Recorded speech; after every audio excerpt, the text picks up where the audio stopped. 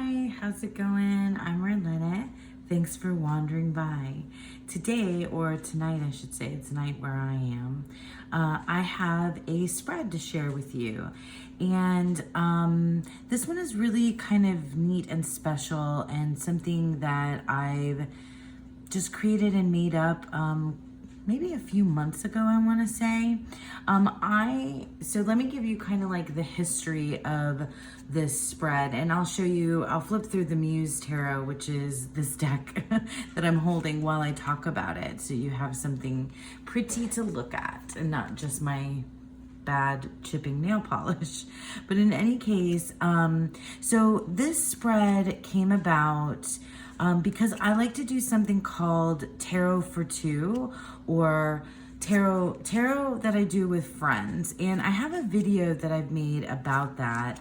I'll link that below, but I like to do what I call, tarot with friends. It's kind of like interactive, where I am doing a reading for myself, but also a reading for a friend, and we kind of do it, I kind of do it for us together, and then like workshop in that, like, I tell them what I think my portion means, and they tell me what their portion means, and we just discuss and talk about it, and what the reading has revealed.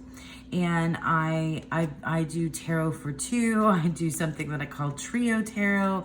I've done tarot in group chats with at least four of us, that we, discussed a reading together. So this is something that I came up with when I felt like it just kind of happened organically when I was doing a reading for a friend. Sorry if you can hear my dog chomping away next to me. That's what the noise is. Chompa, chompa, chomp. That's the puppy.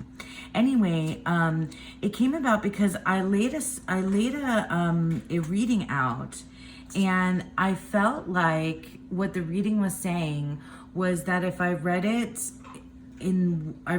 from left to right, that was the reading for my friend, and then if I read it the other way, right to left, that the reading was then for me.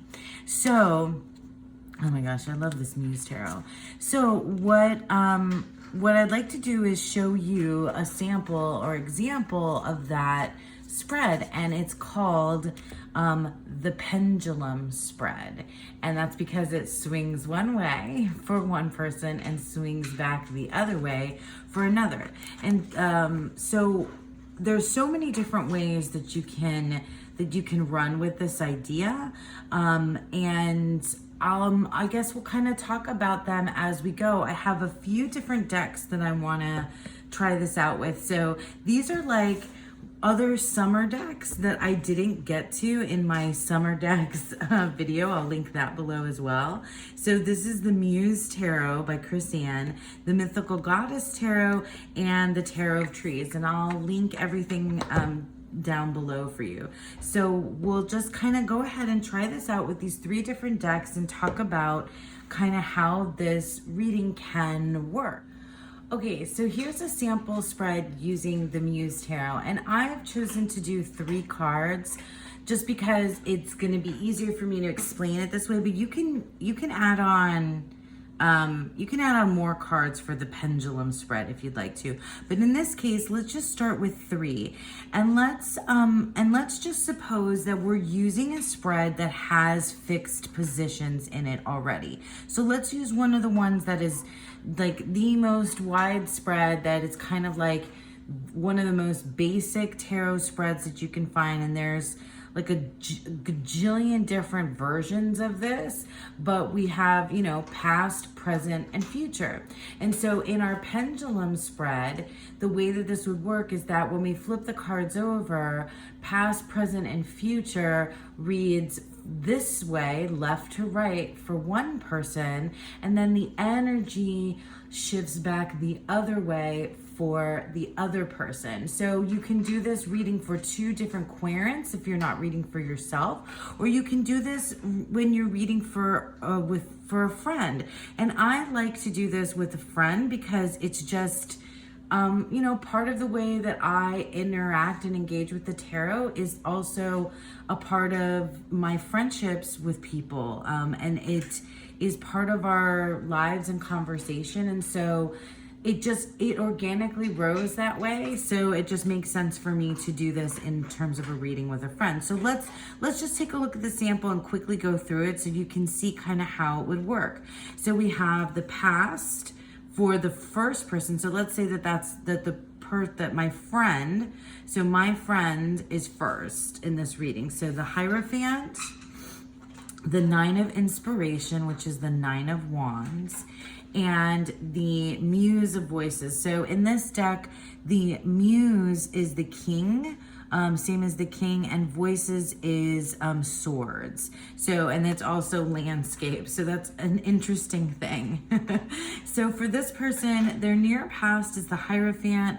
Their present is the Nine of Wands, and then their future position is the King or Muse of Voices or Swords. So you would follow the energy of this reading, from left to right for the other person, and say that in the past it looks as though they have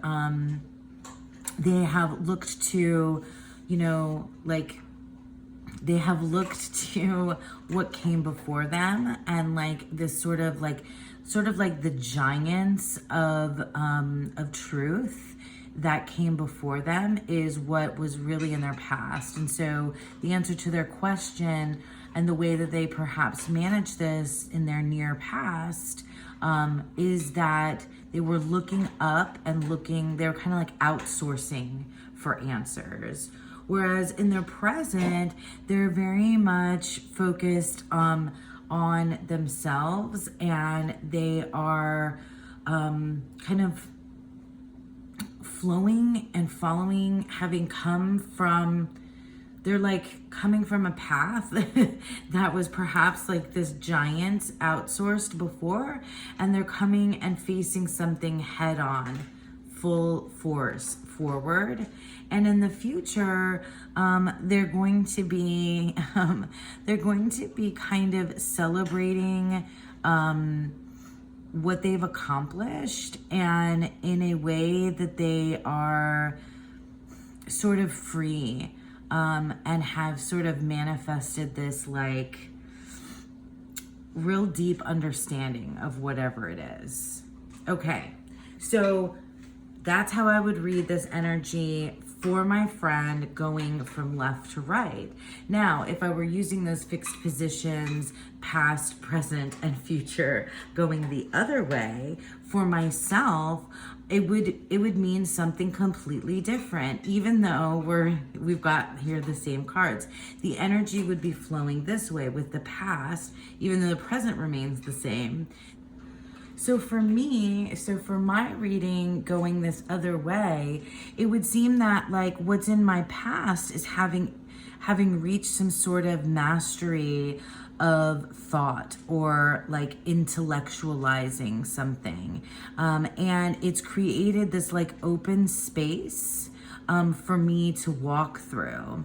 And in my present, I've walked through this space, and I've kind of had to face some challenges, and now I'm sort of like swirling around, becoming towards something that I'm dealing with, and behind me was a lot of thought, that led me to this place. And then where am I heading? I'm heading towards looking for an answer, looking for guidance, and reaching some sort of like enlightened kind of, pinnacle. So do you see how like if you read this one way, the energy flows that way, and if you read it the other way, it just like intuitively made sense in that moment. And I think that you know, as a reader, you can tell when it's right. And especially if you're working through the reading with a friend, you can sort of see how that works. Let me try that again with the Muse Tarot, and we'll see, you know, what we get. The Page of Voices, the Queen of Voices, oh my gosh, and the Ace of Voices. Oh man, so all swords here. So all air. And if you look at this progression, again, you can look at it in this way. If you have, let's try a different fixed position spread. So the one that Lisa always does is energy, obstacle, advice. So let's say that we have this fixed position spread for my friend. So the energy around this issue is the Page of Voices, which is the Page of Swords. So we have the energy around here is just, it's very kind of naive and thinking that, like, if you just, you know, if you just focus and, you know, and use the ideas that you have, that that everything will be fine. You know, there's like just an enthusiasm around ideas and innovation. And then the obstacle is the Queen of Voices. So the obstacle would be that there's you know, that this person like knows too much. They know too much. And that's the obstacle, that there's a barrier because they know too much, or they think they know too much. They've been through so much that their opinions about, you know, these kind of exciting ideas are getting in the way. And so the advice would be to kind of like return to source. So with the Ace of Voices, it would be a return to the source of the place where that first initial kind of breakthrough of idea or thought or even communication came from. And that will help kind of bridge this gap between like the young, feels like that like youthful energy versus that more, I should say that more like immature energy around this versus the more mature energy around this. So that would be the reading for my friend. And then, see, I've got my little wand here. And then if we did it the other way for me, where the energy of the situation is the Ace of Voices. So this is like the beginning of, you know, of thought, you know, before like something has even, it's like, it's the root of the power of air. So it's the moment before the wind even begins to blow. That's the energy of the situation. Oh, that gave me tingles just talking about that. So like, it's that moment in time before, you know, before you know, before the wind kind of carries that idea, that thought. I know it sounds a little bit Ace of Wandsy as well, but it's like, you know, it's that moment where the thought comes in, you know, where the air begins. And then the obstacle in this case is also the Queen of Voices, but in this case I would say that the Queen of Voices, for whatever reason, feels like it's very tied to me, that, or, you know, who I'm reading now as if this is for myself. So the kind of mind chatter is what is the obstacle. Like there's too much like external, you know, wings here, too much external thought that is making there's doubt about whether or not this is like true, whether this thought is really something that's like, you know, something that's channeled, something that is like true. It's like whether or not this is true. Like her face is turned away, and so the advice is to kind of like return to that kind of immature or even like childlike vision of looking at, you know, of looking at the source, at the idea. So if you return to this kind of like, you know, funky, you know, this funky sort of way of thinking, you know, that's maybe not as, you know, maybe it's a little bit more free-flowing and less structured, and that will help solve whatever, you know, whatever the issue is. Yeah. So that's how, so that's kind of how I would manage, or not manage. So that's kind of how I would read if I were doing this with fixed positions, which is not typically the way I've done this pendulum spread. It's been more intuitive, and it doesn't have like very specific positions, but you can do that with the past, present, future. You can do it with the energy obstacle advice. You can do it with any of those, you know, 3-card spreads that you may already, you know, use frequently. So now let's try it with a deck that has some keywords. And let's see where the keywords take us in our reading. Okay, so for this sample or example, I'm going to use the Mythical Goddess Tarot, and this is a deck that has it has keywords on it, and all of the majors are goddesses. Oh, well, good. I'm going to like flip this through now.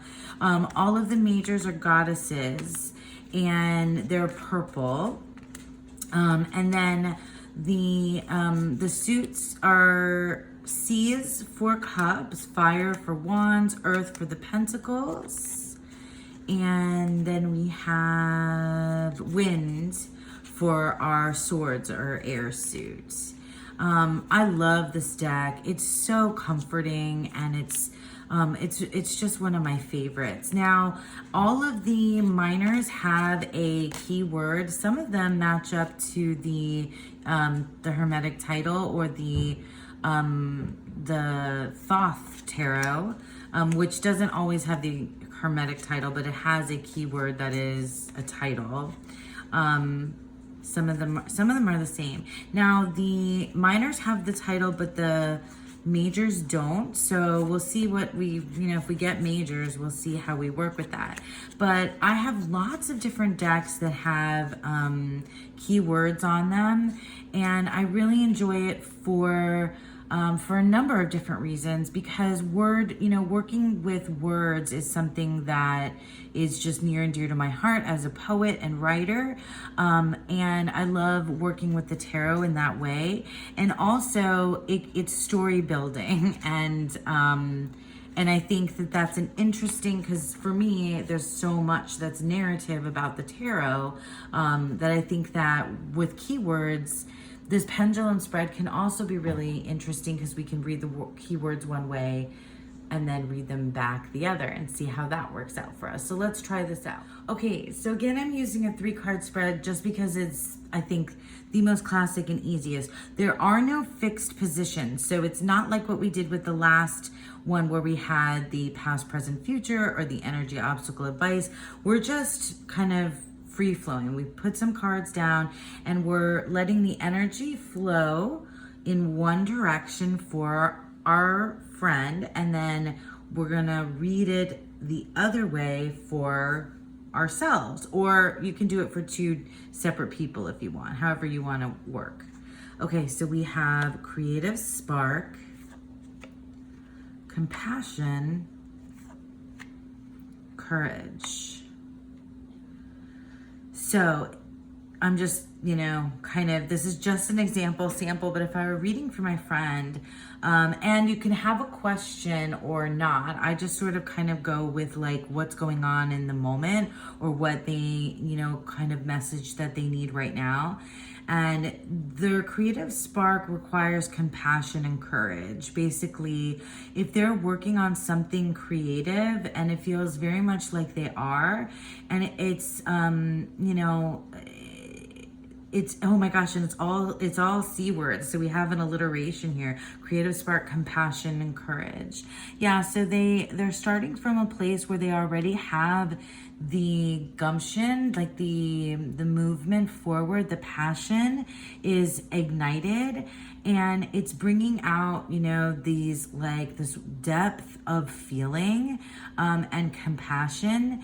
And they sort of are kind of bookending that idea with courage. So they really need to, yeah, they might have gotten kind of lost in this sea of compassion where their empathy is getting the better of them, and they need to kind of like bring it back around and not be afraid to kind of carry forth with that creativity, with whatever this project, this piece of writing or this art or this like kind of movement is taking them. So that's the pendulum swinging that way for my friend, and now here's the pendulum swinging back for myself. So the beginning point here is courage, and it feels like there's this like sort of inner light. This is very much this is the Seven of Wands, but this is very much feels like the Strength card. So it's very much about like this ability to kind of transcend like the natural world and be in a space of, it feels like it says courage here, but it's like courage for forgiveness. And that's where this is going. So like for me, it feels like there's an insight or a kind of a light that's guiding me. I'm just gonna say me here because that's how I would read it. Guiding me towards kind of forgiveness, and that if I follow my like kind of like rising above the situation, having compassion and forgiving whomever or whatever led me here, kind of being compassionate. And it feels like it's in some sort of like a group setting or a family type situation where the need for empathy and compassion and forgiveness, then that will kind of renew whatever was missing. Like it'll renew this sort of childlike energy and perhaps heal something from the past, from childhood. That's what it really feels like. If we move this way, then that's the pendulum. So the pendulum swung this way for my friend and then swung back for me, and using these three keywords. Let's do another one with the Mythical Goddess Tarot. Isolation, cycles, and patience. So my friend is starting from a place where they've really kept themselves isolated, and they're feeling just completely lost and alone, and they're moving towards change though. So like this period of time where they've been kind of keeping to themselves is going to shift, which is naturally the way things go. And they're going to be able to kind of see the forest for the trees, or the planet in the universe here. They're going to be able to see it. They're going to be able to prioritize, and then they're going to be able to, with patience, after they've seen how things have changed for themselves and in their, if this feels, I don't know why, but it feels tied to their family life, and how things are cycling there. And then if they just hold on and seek within and kind of find that like inner, meditative place with patience, then they're going to, they're going to be okay, because this will probably cycle back. Because it looks like their alone time could be either like this, where they're isolated and scared and alone, or like this, where they are kind of using the energy from the universe to tap into, their own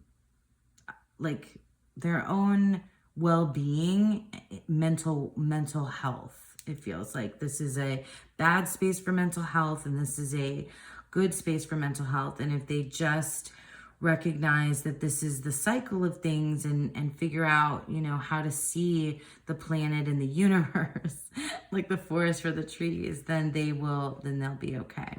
So that's for, you know, that feels like, I feel like I need to wave the magic wand to go back the other way. So that's the reading for a friend. But if we're reading this way, so it feels like in this case, this, you know, myself, I'm just going to say it's me, you know, really has spent a lot of time, or is in this space of inner thought. They're, you know, just like inside themselves, and are channeling patience, and maybe have needed to channel quite a bit of patience because of, you know, things that are going on externally, what they've been through.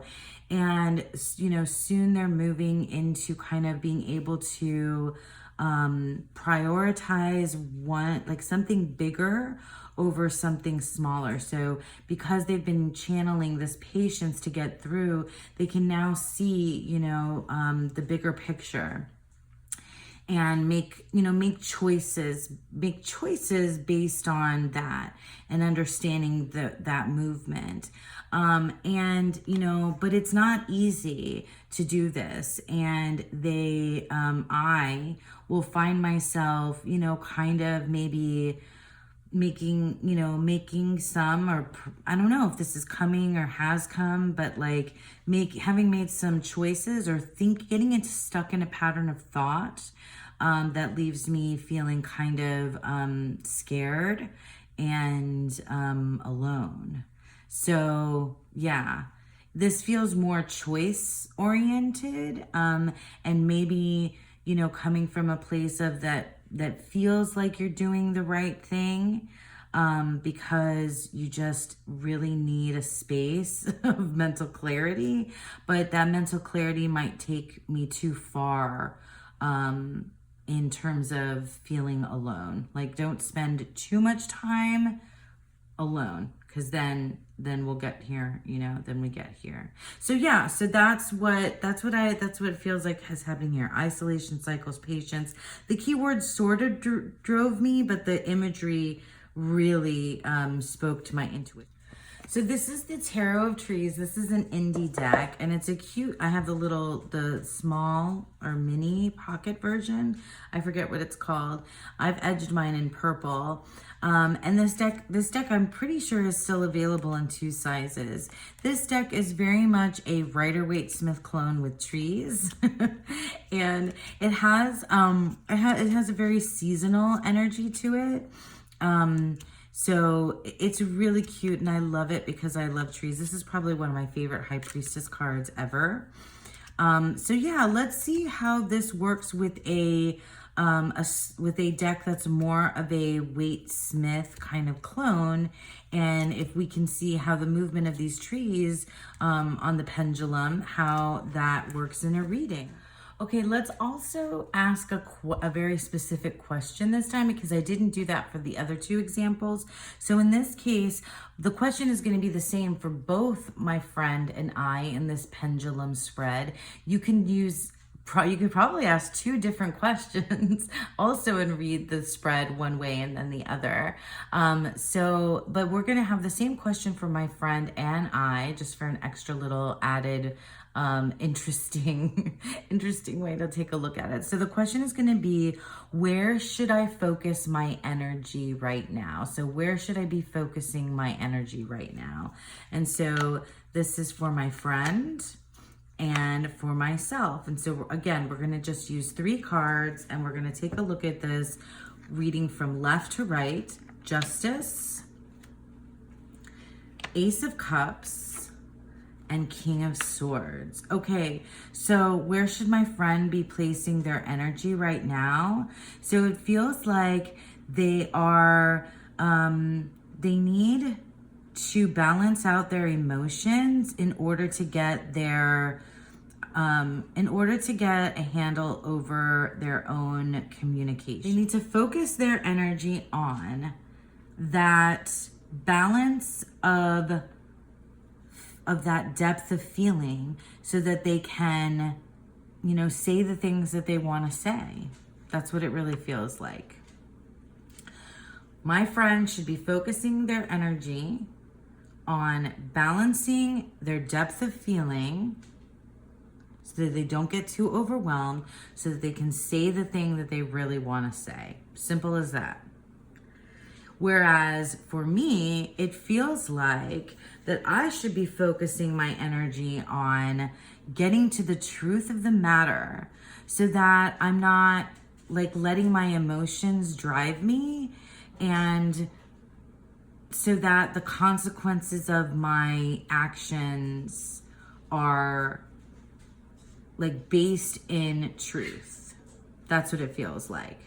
For me, my energy should be focused on getting to the truth of something so that my emotions don't kind of cloud my judgment, not justice, cloud my judgment, so that like the consequences, so that I don't do something rash and have to like deal with the consequences afterwards. That's what it feels like reading it this way, swinging the pendulum this way. So yeah, that felt like really straightforward. That, you know, the reading for my friend and the reading for myself with the Tarot of Trees. So yeah, so that's it, you guys. That is my pendulum spread, a spread that is sort of designed to feel the energy of a reading moving from one way and then swinging back to read it, the energy moving the other way. And it feels, if it feels right to you to use this in a time when you're reading for yourself and a friend, or maybe reading for a couple or reading for two people, it feels like the flow is there with this type of spread. I hope you enjoyed that. Let me know if you like that and if it's something that you would like to try out, and if you do, how it goes for you. So thank you so much for sticking around with me. I hope that you all have a beautiful, wonderful day.